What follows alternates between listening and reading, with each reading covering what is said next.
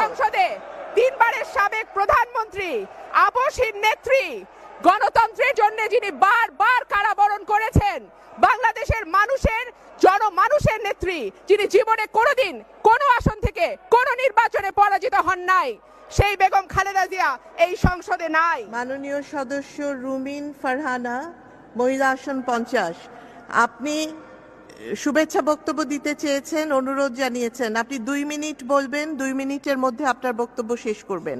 মাননীয় স্পিকার, 2 আপনাকে মিনিট ধন্যবাদ। সময় দেওয়া হোক। আজকে সংসদে আমার প্রথম দিন।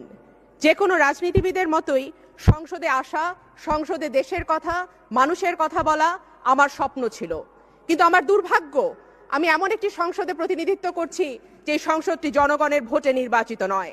নির্বাচনের পরপরই যদি আপনারা টিআইবির রিপোর্ট দেখেন, যদি আপনারা বিদেশি গণমাধ্যম দেখেন, যদি আপনারা বিদেশি পর্যবেক্ষকদের দেখেন, যদি আপনারা নির্বাচন কমিশনের রিপোর্ট দেখেন, আপনারা দেখবেন এই সংসদটি জনগণের ভোটে নির্বাচিত নয়।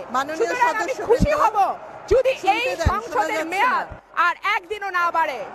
মাননীয় স্পিকার, আমি এমন একটি সংসদে দাঁড়িয়ে আছি যেই সংসদে তিনবারের সাবেক প্রধানমন্ত্রী, আবশহীন নেত্রী, গণতন্ত্রের জন্য যিনি বারবার কারাবরণ করেছেন, বাংলাদেশের জনমানুষের নেত্রী, যিনি জীবনে কোনোদিন কোনো আসন থেকে কোনো নির্বাচনে পরাজিত হন নাই, সেই বেগম খালেদা জিয়া এই সংসদে নাই।